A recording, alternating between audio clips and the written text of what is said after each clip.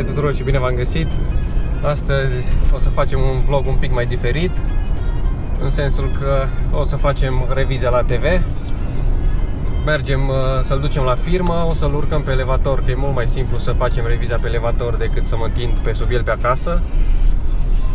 Vă las cu câteva cadre de când l-am încărcat, ajungem la firmă și ne vedem direct de pe elevator.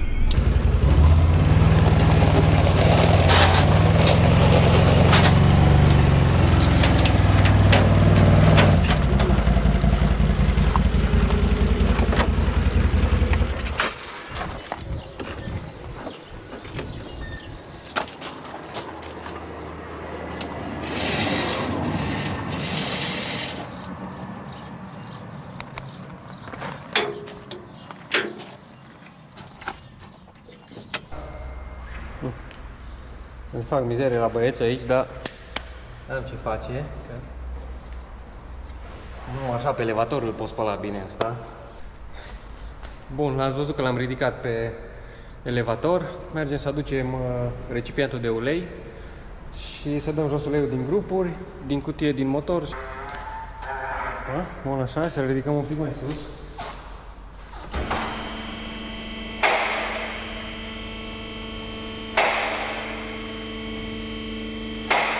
Haideți să căutăm cheile corespunzătoare, vă arăt și vouă de ce cheie aveți nevoie și hai să începem, că deja am obișnuința să mă uit la ceas. Deja e ora 9, se întunecă imediat. Pentru uleiul din grupuri aveți nevoie de un imbus de 8. Nu, domnule Eugen!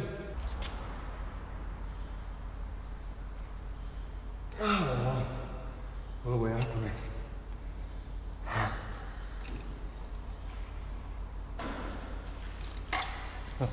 Bă, dacă e bine, rostăm și nu rostăm să mă fac.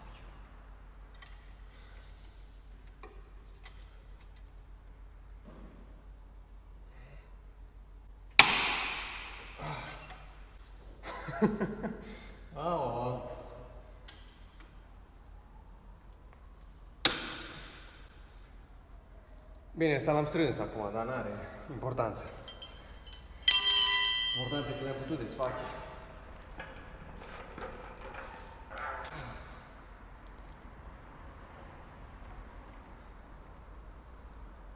Desfacem asta de sus.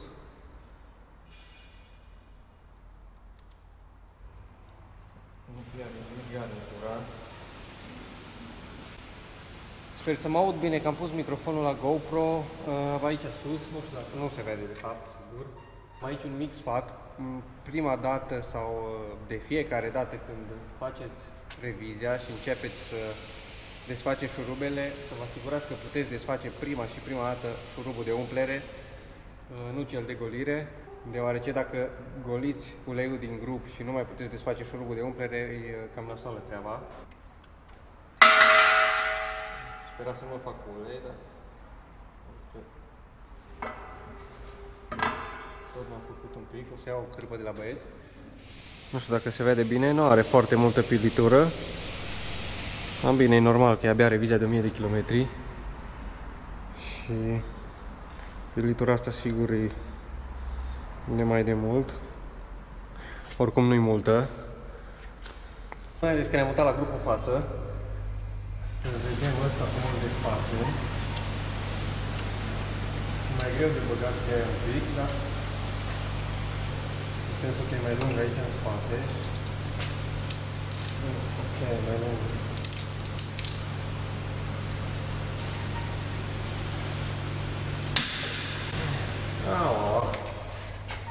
Nu știu cine le-a strâns astea tura trecută, dar tare de tot le-au putut strânge.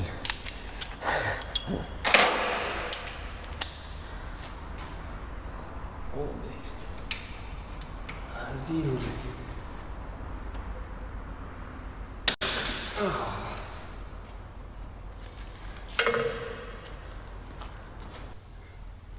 So far, so good, cum se zice. Aici merge. Oi. De treabă. Ok, bune. Știi? Eu am pus 04, exact cum scrie cum scrie în manual. Bun. Am strâns.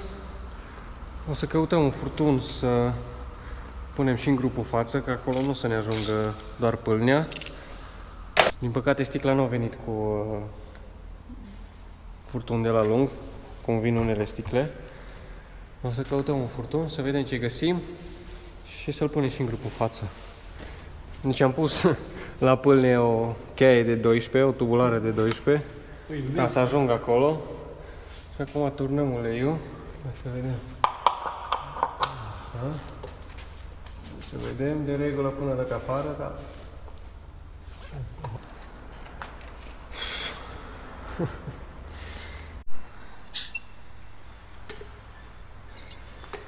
Cât intra în asta? 2,6? 2,6 parcă e la motor. La ce preț aveți 100 de grame de friun? Bă, habar n-am dacă mă cred. Tu nu știi care ești acolo pe vânzări? Rar, așa, cred că, nu știu, nici nu știu cât e 100 de lei prin oraș, habar n-am, că eu nu mi-am mai pus în mașină de 5 ani. Pe nu, dar și eu am de băgat freon la mine aici, cu 40 de lei 100 de grame. Păi, cred că la noi ar fi vreo 50, probabil.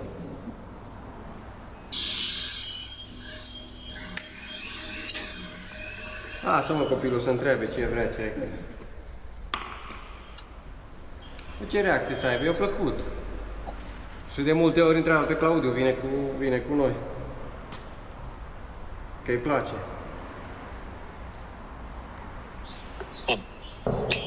Eu am văzut ce-o scris numai. Ai mic, mare,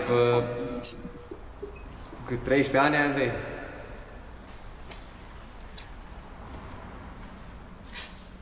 Vă mai luați de lumea așa degeaba, numai să vă fac în seama.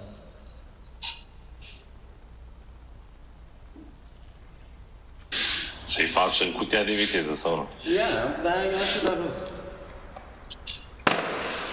Și ai băgat 75-ul. Ia.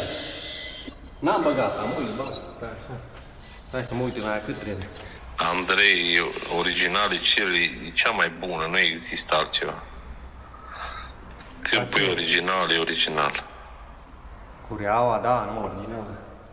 A, poți să pui și în chinezărie și te ține 100 de kilometri și o schimbi, ia.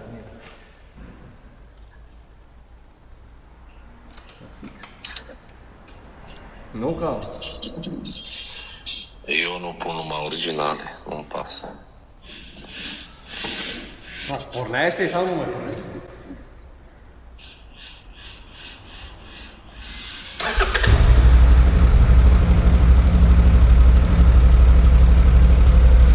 Auzi ce bate distribuția în cap. Ca nou.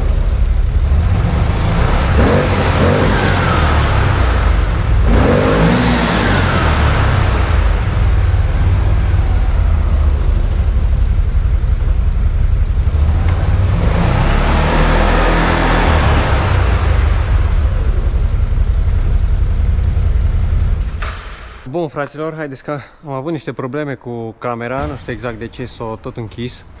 Îmi zicea că e prea fierbinte. Am terminat între timp revizia, l-am și spălat, l-am urcat pe platformă, nu știu dacă vedeți, și mergem acasă. Oricum deja e destul de târziu, 10:41. Acum am terminat toată revizia, mergem acasă și ne vedem de pe off-road data viitoare. V-am salutat!